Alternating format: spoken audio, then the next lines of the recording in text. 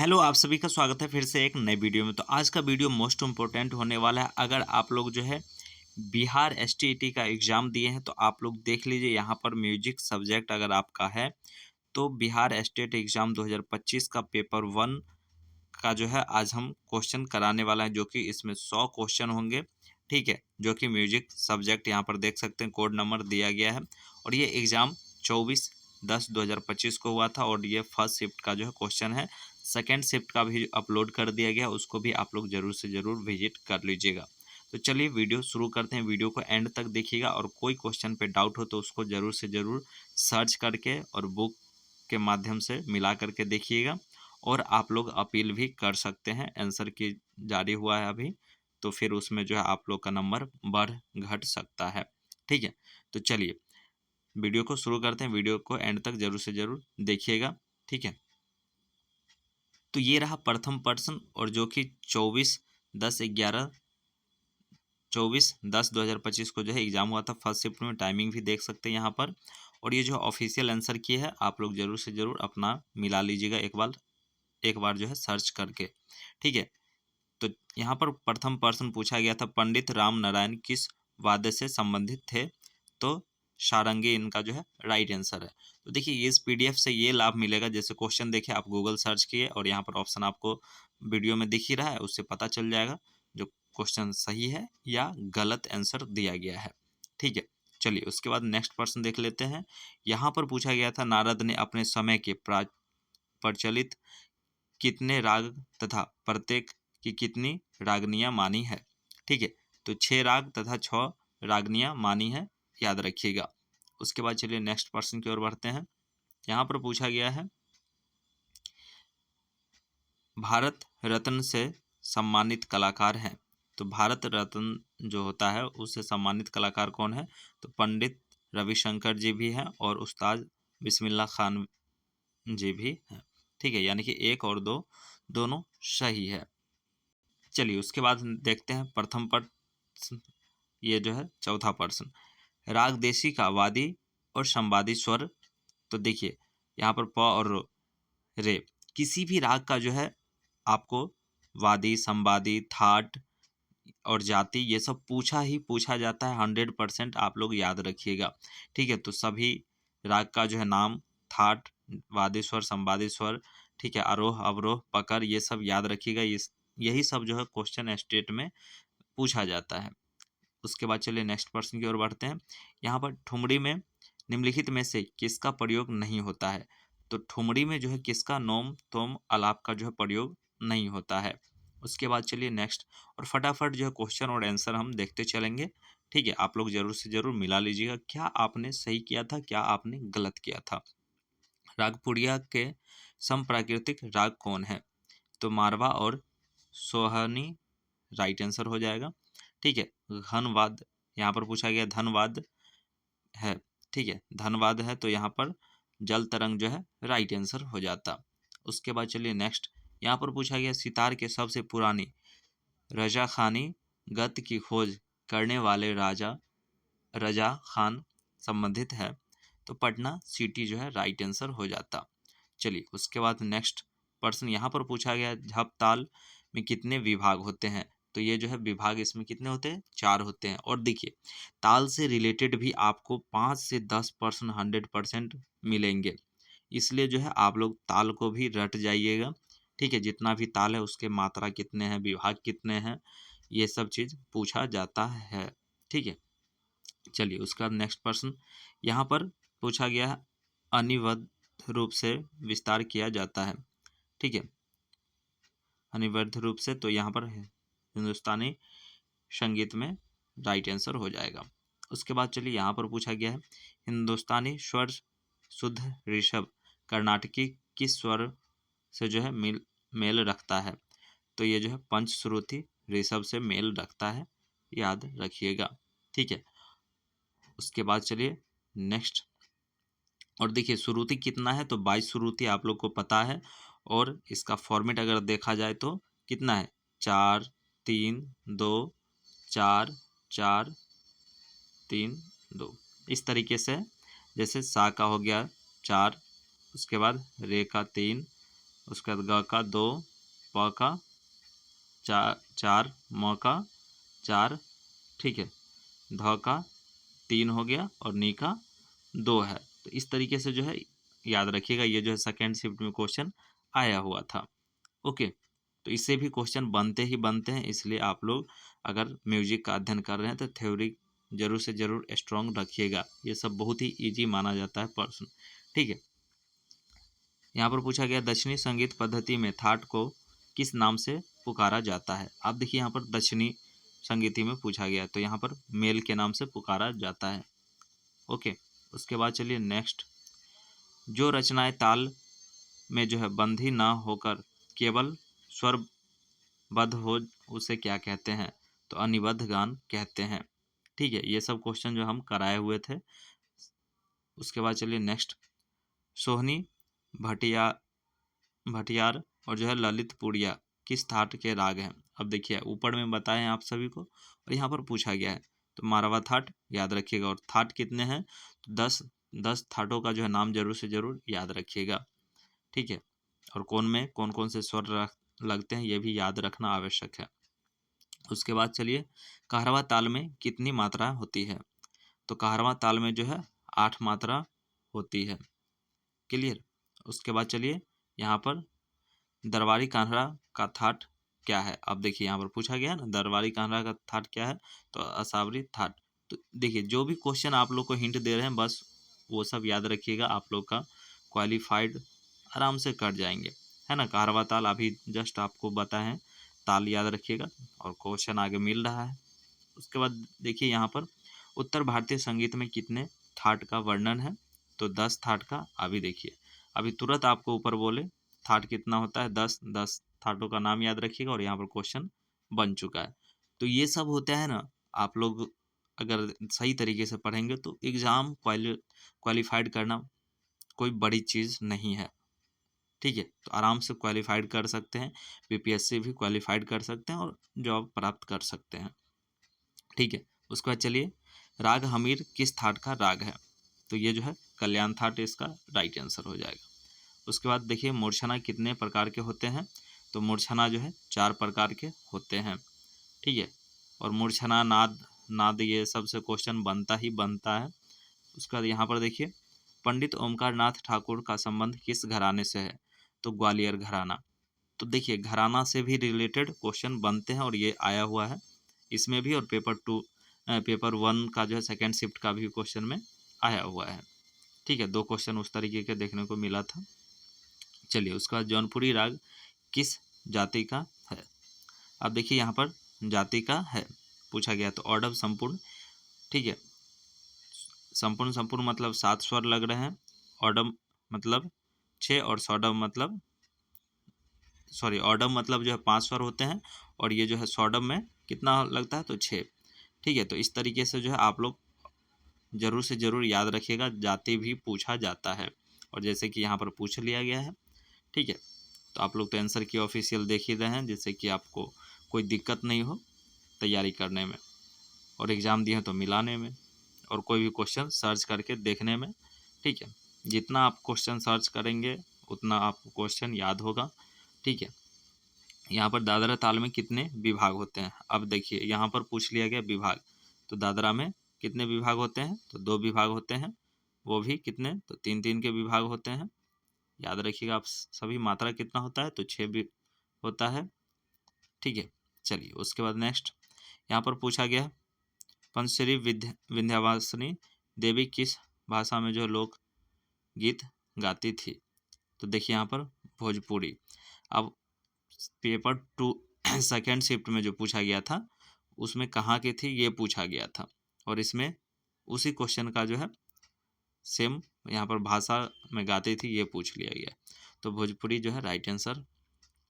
चलिए उसके बाद नेक्स्ट, यहाँ पर षड्ज स्वर और पंचम स्वर का गुणंतर कहलाते निकालते हैं, तो भाग से निकालते हैं, ठीक है। चलिए उसका नेक्स्ट, 3 ताल में कितनी ताली होती है। अब उसमें पूछा गया था मात्रा कितना होता है 3 ताल में, ठीक है। तो 16 मात्रा होता है, और यहाँ पर ताली कितना होता है, तो देखिए यहाँ पर 3 राइट आंसर हो जाएगा। 3 ताल में कितनी ताली होती हैं? 3। ठीक है, चलिए उसके बाद नेक्स्ट यहाँ पर पूछा गया है निम्नलिखित में से कौन सुशीर वाद्य है? आप सुशीर वाद, घनवाद, अवनद ये सब तो याद रखना ही रखना है। ठीक है, 4 क्वेश्चन अगर याद रखते हैं ये घनवाद, अवनदवाद, तो आपको 2 से 3% 100% बनेंगे। शहनाई ये यहाँ पर जो है राइट आंसर हो जाएगा। ठीक है, उसके बाद चलिए नेक्स्ट यहाँ पर पूछा गया है तुम्बा शब्द किस वाद्य का अंग है? तो तानपुरा को जो है तुम्बा शब्द राइट आंसर हो जाएगा। तुम्बा शब्द किस वाद्य का अंग है? तो तानपुरा। उसके बाद चलिए नेक्स्ट यहाँ पर पूछा गया प्रवीण भारतीय पुरस्कार के रचयिता हैं?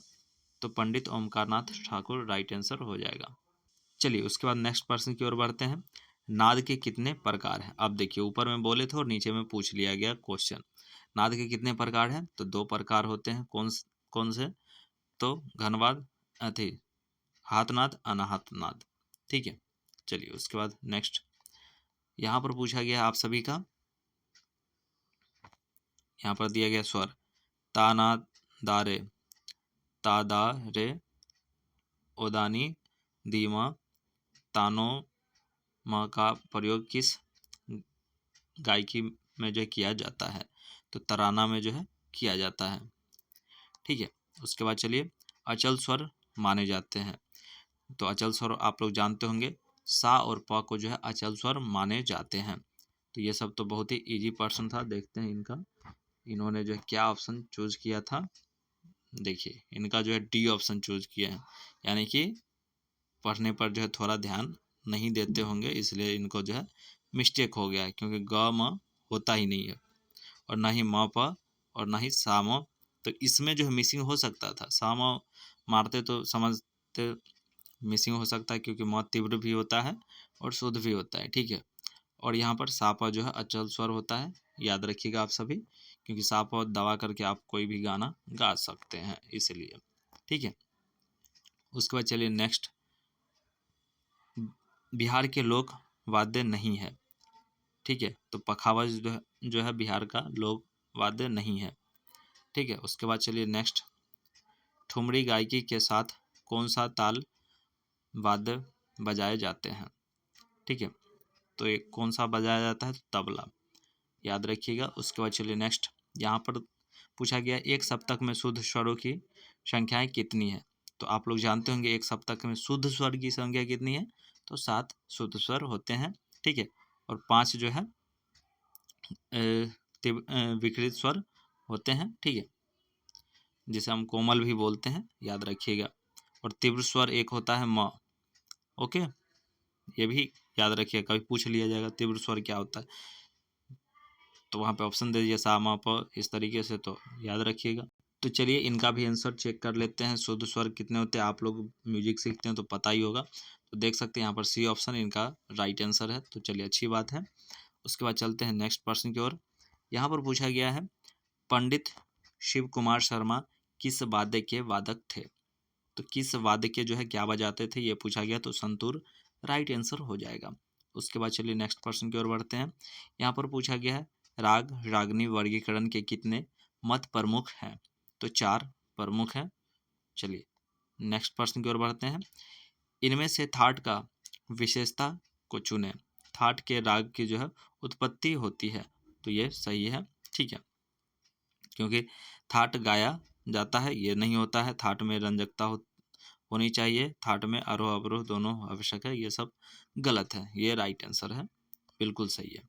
ठीक है, उसके बाद चलिए आश्रय राग कितने हैं? तो आश्रय राग जो है कितने हैं? तो 10। और थाट कितने हैं? तो 10। अब 10 थाट है तो 10 आश्रय राग होंगे ही होंगे। चलिए उसके बाद नेक्स्ट, और आश्रय राग किसे कहते हैं? ठीक है, तो आप लोग जानते होंगे जो भी थाट है उससे संबंधित राग है तो उसे आश्रय राग बोलते हैं। चलिए उसके बाद नेक्स्ट प्रश्न यहाँ पर पूछा गया पंडित लोचन के किस पुस्तक की रचना की? पंडित लोचन जी जो थे उसने किन पुस्तक की रचना की थी? तो रंग तरंगनी की रचना की थी, राग तरंगनी। ओके, उसके बाद चलिए नेक्स्ट तबला वादन में से संबंधित वादक है? यहाँ पर पूछा गया तबला वादन से संबंधित वादक है। उपयुक्त सभी उस्ताद अल्लाह रखा, उस्ताद अकरम खान और जो है पंडित कपिल देव प्रसाद। तो ये जो है याद रखिएगा नाम भी, ठीक है। एक क्वेश्चन से 3-4 क्वेश्चन बनते हैं, इसलिए याद रखना आवश्यक है। चलिए उसके बाद नेक्स्ट प्रश्न यहाँ पर पूछा गया था, जिस प्रकार से आधुनिक काल में थाट प्रचलित है उसी प्रकार मध्य काल में क्या नाम प्रचलित था? तो मेल। ये जो है सेकेंड शिफ्ट के क्वेश्चन में भी आया हुआ था प्रश्न, वहाँ पे थोड़ा चेंज था पर्सन का जो है पैटर्न, ठीक है। यहाँ पर देखिए पूछा गया है बाहर राग किस थाट का है? तो यहाँ पर काफ़ी थाट याद रखिएगा, थाट 10 है, ठीक है। और देखिए आश्रय राग जैसे ऊपर में अभी क्वेश्चन कराए थे, तो भैरव जो है राग होता है और थाट भी होता है, भैरवी राग भी होता है और थाट भी होता है, उसे आश्रय राग जो है हम लोग बोल सकते हैं और बोलते हैं, वही श्योर है, ठीक है।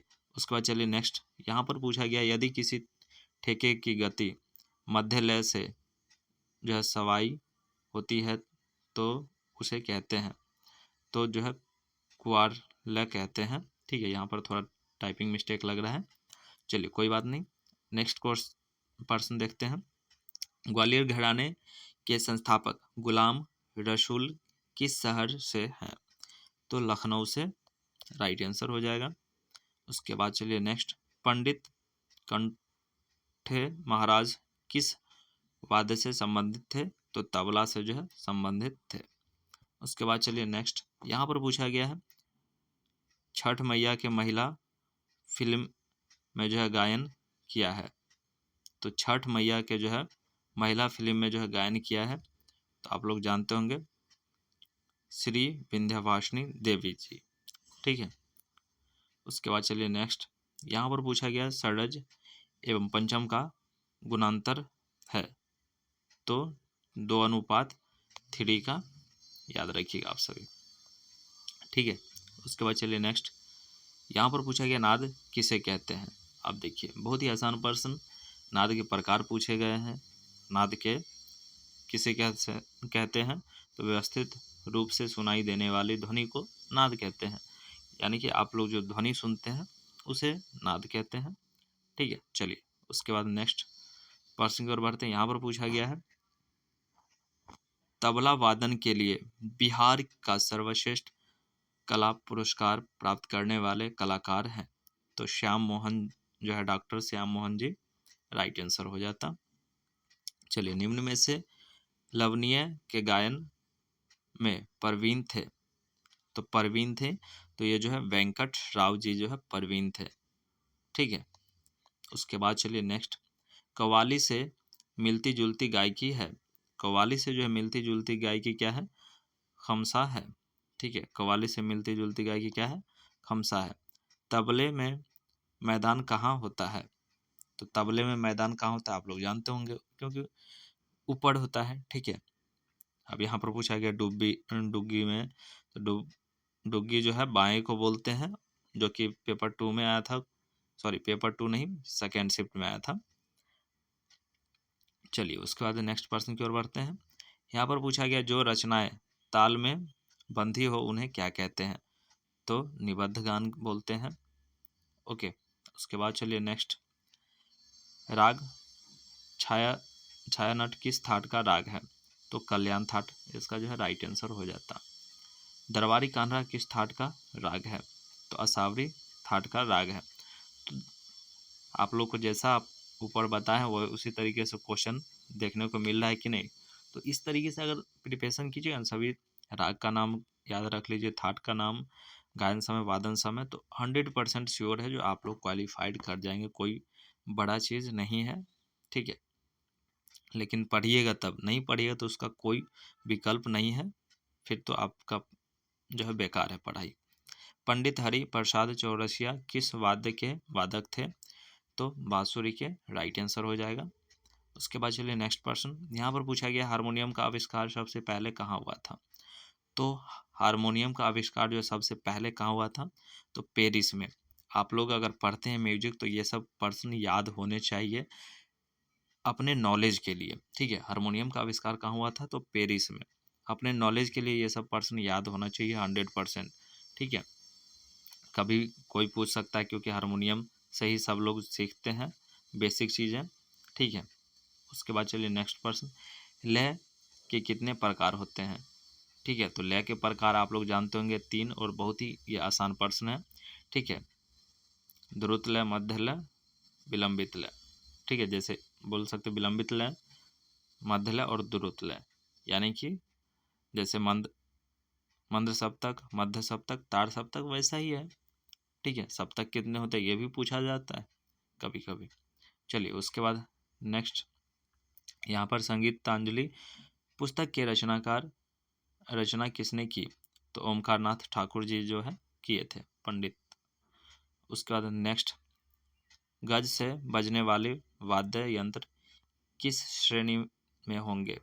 तो तत्ववाद। अब देखिए यहाँ पर जो है ये चारों तो आपको याद रखना चाहिए। तत्ववाद क्या होता है, घनवाद क्या होता है, सुशिरवाद क्या होता है, अवनतवाद क्या होता है, ठीक है। तो इससे क्वेश्चन आपको 100%, आपको 3 से 5% देखने को मिल जाएगा किसी भी स्टेट एग्जाम में, इसलिए याद रखिएगा। उसके बाद चलिए, दरबारी कान्हड़ा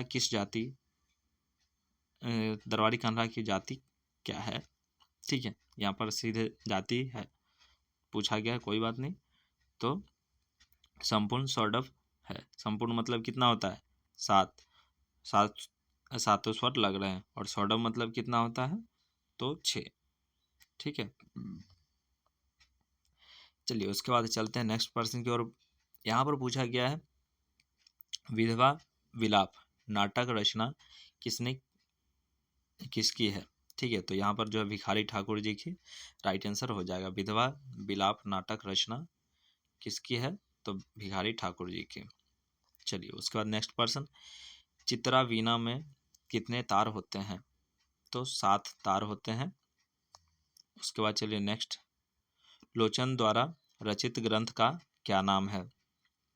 तो राग तरंगिणी जो है राइट आंसर हो जाता। और चलिए उसके बाद नेक्स्ट, मियाँ मल्हार का गायन समय क्या है? तो रात्रि का दूसरा पहर। देखिए यहाँ पर पूछा गया कि नहीं, हमने आपको शुरू से बताते आ रहे हैं वीडियो में, जो ये सब चीज़ याद रखना चाहिए, थाट वगैरह, राग का गायन समय, वादन समय, ठीक है, वादी संवाद, ये सब जरूर से जरूर याद रखना चाहिए। उसके बाद चलिए, संगीत परिजात पुस्तक के रचयिता हैं? तो पंडित अहोवल राइट आंसर हो जाएगा। उसके बाद चलिए नेक्स्ट, राग कौशिक की उत्पत्ति का संबंध किस देवी से जो है मानी जाती है? तो पार्वती से जो है मानी जाती है, याद रखिएगा। उसके बाद चलिए, सामवेद के 3 स्वरों में से एक है, तो क्या है? तो उदात्त राइट आंसर हो जाता। उसके बाद चलिए नेक्स्ट, यहाँ पर पूछा गया ताल के प्राण कितने हैं? अब देखिए ताल के प्राण कितने हैं? तो 10, ओके। उसके बाद पूर्वी एक प्रकार का गीत है, तो क्या है? तो बिरहा गीत है, ठीक है। चलिए उसके बाद चलते हैं नेक्स्ट पर्सन की ओर। यहाँ पर पूछा गया है, सर्वप्रथम रचित वेद का नाम क्या है? तो सबसे पहला जो है वेद बना था ऋग वेद, तो आप लोग को पता है। और संगीत किस वेद में है? तो सामवेद में। ये भी क्वेश्चन कभी पूछा जाता है, याद रखिएगा। चलिए उसके बाद नेक्स्ट, दिन के अपेक्षा रात्रि में ध्वनियाँ दूर तक सुनाई देती है, तो ध्वनि का जो है आवर्तन होता है, इसलिए जो है सुनाई देता है। चलिए उसके बाद, भातखंडे संगीत विद्यापीठ कहाँ अवस्थित है? ठीक है, तो देखिए यहाँ पर भारत खंडे पूछा गया है, तो इसका जो है राइट आंसर हो जाएगा लखनऊ में, ठीक है। उसके बाद चलिए नेक्स्ट, शेर सोडी मियाँ ने किस गायकी का जो है आविष्कार किया था? तो टप्पा जो है राइट आंसर हो जाता। उसके बाद चलिए नेक्स्ट पर्सन की ओर बढ़ते हैं। यहाँ पर पंडित ओमकारनाथ ठाकुर का जन्म स्थल है, तो गुजरात राइट आंसर। उसके बाद नेक्स्ट, राग बागेश्वरी किस थाट का राग है? काफी थाट का जो है राग है। उसके बाद थाट कितने प्रकार के होते हैं? तो देखिए यहाँ पर थाट ऊपर में हम डिस्कशन किए थे और यहाँ पर राइट आंसर है 10। और थाट 10 होता ही है जैसे कि आप लोग को बताए थे। और थाट से रिलेटेड राग को क्या बोलते हैं? आश्रय राग बोलते हैं। तो ये सब पर्सन याद होने चाहिए जो भी कैंडिडेट अगर म्यूजिक का अध्ययन कर रहे हैं तो। चलिए, एक ताल में कितनी मात्रा होती है? एक ताल में कितनी मात्रा होती है? तो 12। ये क्वेश्चन जो है, ये सब क्वेश्चन बहुत ही आसान था। षोडव राग में कितने स्वर होते प्रयोग होते हैं? आप देखिए ऊपर में हम बताए रहे हैं, 2-3 क्वेश्चन में डिस्कशन किया और यहाँ पर पूछ भी लिया गया है। तो 6। ठीक है, तो इस तरीके से अगर आप लोग पढ़ेंगे तो कोई टफ नहीं है। ठीक है, देखिए इतना आसान आसान प्रश्न रहते हैं तो ज़्यादा टफ है नहीं, लेकिन हाँ पढ़िएगा तभी, नहीं पढ़िएगा तो कुछ जानकारी ही नहीं होगा। टप्पा गायकी के साथ बजने वाले ताल में कितनी मात्राएं होती है? तो 16। ठीक है, याद रखिएगा। और 3 ताल कितनी मात्रा का होता है? तो 16 मात्रा का होता है। चलिए उसका नेक्स्ट, पूर्वी लोकगीतों के रचनाकार पंडित महेंद्र मिश्र कहाँ के रहने वाले थे? तो छपरा के जो है रहने वाले थे। संगीत पर किस वेद में जो है चर्चा की गई है? अब देखिए ऊपर में अभी जो हम बताए थे, सबसे पहला वेद कौन है? तो ऋग्वेद, और उसमें क्वेश्चन बताए हैं और यहाँ पर आया हुआ है सामवेद, राइट आंसर होगा। ठीक है, तो इस तरीके के देखिए, हमको पता नहीं जो आगे था क्वेश्चन या नहीं, लेकिन हमने ऊपर डिस्कशन किया और नीचे आया हुआ है। ठीक है, चलिए कोई बात नहीं, इतना कॉन्फिडेंस के साथ आप लोग को हम बता दे रहे हैं, यही बेस्ट है नॉलेज। ठीक है, इसलिए आप लोग को कहते हैं कभी भी जहाँ सही जानकारी हो, सटीक जानकारी हो, वहाँ पे जुड़ के रहिएगा, ज़्यादा बेनिफिट होगा। आप कहीं पर भी वीडियो देखते हैं, ठीक है, अगर लगे आपको सही ये बता रहे हैं तो वहाँ पर फोकस करना चाहिए, उनसे बात करना चाहिए और उन खुद जो है संपर्क में रहना चाहिए, उनके संपर्क में आपको लाभ मिल सकता है। ठीक है, और हम जो ये चैनल का ओपन किए हैं, बस हमारा उद्देश्य यही है, जो सभी लोग को सही जानकारी देना, सटीक जानकारी देना, सही मार्गदर्शन। क्योंकि आज की डेट में सही जानकारी बहुत कम लोग देते हैं, फालतू बहुत लोग बनाते हैं, लेकिन सही जानकारी बहुत कम लोग देते हैं। ठीक है, चलिए कोई बात नहीं, आप लोग खुद ब खुद इंटेलिजेंट हैं, उतना समझ सकते हैं आप लोग। ठीक है, 11वां ताल में खाली कितनी मात्रा पर होती है? तो 5वीं मात्रा पे होता है। ठीक है, चलिए उसका नेक्स्ट, दक्षिणी भारतीय ताल के मिश्र जाति में कितनी मात्राएं होती है? तो 7 राइट आंसर हो जाएगा। परमेल परवेशक राग में मेल होता है तो थाट का होता है, यहाँ पर ठाठ भी चलेगा। ठीक है, ठाठ या थाट दोनों सेम होता है। ठीक है, चलिए उसका नेक्स्ट, यहाँ पर पूछा गया है किस काल में गीत के लिए गीर गातु गथा जो है गीति शब्द का प्रयोग किया जाता था? तो ऋग्वेद राइट आंसर हो जाएगा। ठीक है, ऋग्वेद राइट आंसर हो जाएगा। उसके बाद चलिए, शुद्ध कल्याण किस थाट का राग है? तो यहाँ पर देखिए कल्याण थाट और यहाँ पर कल्याण राग, तो ये जो हो गया क्या हो गया? तो आप लोग जानते हैं आश्रय राग इसे ही बोलते हैं। ठीक है, शुद्ध कल्याण किस थाट का राग है? तो कल्याण थाट का, तो ये आश्रय राग कहलाएगा। चलिए उसके बाद नेक्स्ट, यहाँ पर पूछा गया है प्रसिद्ध फिल्म बैजू बावरा के पार्श्व संगीत देने वाले कलाकार थे? तो डीवी पलुस्कर जी थे। ठीक है, पार्श्व गायकी जो होता है। उसके बाद चलिए नेक्स्ट, तबला फारसी शब्द डैश से निकला है? तो तबल से निकला है। ठीक है, तबल में क्या जोड़ा गया है? आकार जोड़ दिया गया, तबला हो गया। और किस भाषा से? तो यहाँ पर 2-3 क्वेश्चन आप इस पर्सन से उठा सकते हैं। ठीक है, तबला जो है किस भाषा में है? तो फारसी भाषा में है। एक क्वेश्चन यहाँ से उठा सकते हैं। ठीक है, फारसी भाषा में कौन सा वाद्य यंत्र है? ये भी हो सकता है, तबला ऑप्शन में रहे या कोई गिटार रहे, कुछ कुछ रहे। तो इस तरीके से क्वेश्चन माइंड में क्रिएट कीजिएगा तो क्वेश्चन बनाने में ज़्यादा मज़ा आएगा। ठीक है, एक क्वेश्चन से 4-5 क्वेश्चन सेट हो सकते हैं। स्वर की आंदोलन संख्या सबसे अधिक होती है? तो स्वर की आंदोलन किस में अधिक होती है? आप लोग जानते होंगे, ताड़ सप्तक में अधिक होती है। ठीक है, उसके बाद चलिए नेक्स्ट, यहाँ पर पूछा गया है संगीत दर्पण के अनुसार संगीत की उत्पत्ति कैसे हुई है, तो ब्रह्मा से हुई है। ठीक है, चलिए उसका नेक्स्ट यहाँ पर पूछा गया है प्राचीन श्रुति स्वर व्यवस्था में षड्ज स्वर कौन सी श्रुति पर अवस्थित है, जो तो यहाँ पर राइट आंसर हो जाएगा चतुर्थी। ओके, चलिए उसका नेक्स्ट यहाँ पर पूछा गया है आप सभी का झप ताल में कितनी मात्रा होती है, तो ताल तो 100% आता ही आता है।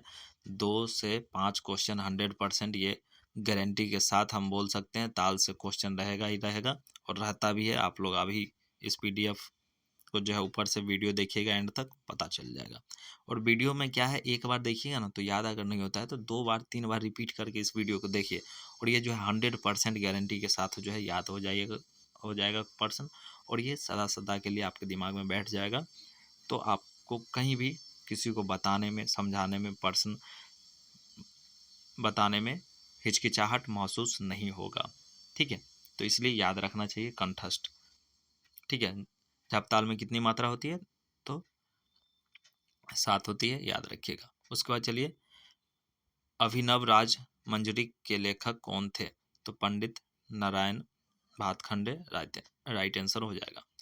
ठीक है, विष्णु पंडित नारायण। ओके, चलिए उसके बाद नेक्स्ट नाट्य शास्त्र में वाद्य वृंद के निर्देशक को कहा जाता है, तो क्या कहा जाता है, कुशीलव कहा जाता है। उसके बाद चलिए नेक्स्ट यहाँ पर पूछा गया वैदिक काल में कितने स्वर थे, तो वैदिक काल में जो है 3 स्वर थे मात्र। ठीक है, चलिए कर्नाटक के संगीत के महान विद्वान वेंकटमुखी जी ने कितने मेल सिद्ध किए, तो 72। ठीक है, याद रखिएगा, यहाँ से 3-4 क्वेश्चन बन सकते हैं इस पर्सन से। ओके, तो आप लोग दिमाग लगा के बनाइएगा। चलिए उसका नेक्स्ट पंडित ओमकारनाथ ठाकुर किस घराने के जो है अनुयायी थे, तो ग्वालियर घराने से। ठीक है, अब वहाँ पर पूछ लिया जाएगा ग्वालियर घराने से कौन आते हैं, ऑप्शन में रहेगा पंडित ओमकारनाथ ठाकुर और भी, तो इसलिए याद रखिएगा आप सभी। चलिए उसके बाद पूछ लेते हैं यहाँ पर नेक्स्ट पर्सन जो पूछा गया था राग तारंगिणी की रचना किसने की है, तो लोचन राइट आंसर हो जाएगा। उसके बाद चलिए शारना चतुष्ठीय में षड्ज पंचम से कितनी दूरी पर स्थित है, तो 1.5 गुना दूरी पर स्थित है। ठीक है, तो आप सभी जो है इस तरीके के प्रश्न ही 100% जो है याद रखिएगा। और देखिए यहाँ पर सेक्शन 2 में जो है यानी कि पार्ट 2 में शिक्षण कला से जो है पूछा जाता है, जिसमें टीचिंग स्किल से प्रश्न होते हैं और उसमें जीके जीएस रीजनिंग मैथ यानी कि 20 क्वेश्चन जो है जीके जीएस रीजनिंग मैथ वगैरह रहता है और 30 जो है आपका टीचिंग स्किल से रहता है। तो देखिए ये सब जो है क्वेश्चन जरूर से ज़रूर आप लोग याद रखिएगा। अपना सब्जेक्ट अगर अच्छा करते हैं तो टीचिंग स्किल ज़रूर से ज़रूर आप लोग बना पाएंगे आराम से 50 में 30। ठीक है, तो चलिए आप लोग को क्वेश्चन सब्जेक्ट वाइज करा दिए हैं। वक्त रहेगा समय मिलेगा तो टीचिंग स्किल का भी वीडियो अपलोड कर दिया जाएगा, जिससे कि आने वाले समय में कैंडिडेट को दिक्कत नहीं हो। जब भी सर्च करेंगे तो उनके पास सजेशन में जाएगा और उनको पता चल जाएगा जो 2025 में स्टेट के एग्ज़ाम में किस तरीके के प्रश्न पूछे गए थे, उस हिसाब से प्रिपरेशन करेंगे और वो भी क्वालिफाइड कर जाएंगे एग्ज़ाम को। ठीक है, और जो है आप लोग सेकेंड शिफ्ट का पर्सन अगर नहीं देखे हैं तो ये जो पेपर 1 का सेकेंड शिफ्ट का यहाँ पर देख सकते हैं, ये वीडियो अपलोड है, ये थंबनेल, तो उस वीडियो को क्लिक करके ज़रूर से ज़रूर देख लीजिएगा। ये दोनों लाभदायक होगा अगर आगे एग्ज़ाम देते हैं किसी भी चीज़ का। अगर म्यूजिक सब्जेक्ट है तो आपके लिए लाभदायक होगा ये दोनों वीडियो। ठीक है, तो चलिए फिर मिलते हैं हम नेक्स्ट वीडियो में, तब तक के लिए धन्यवाद। जय हिंद, जय भारत।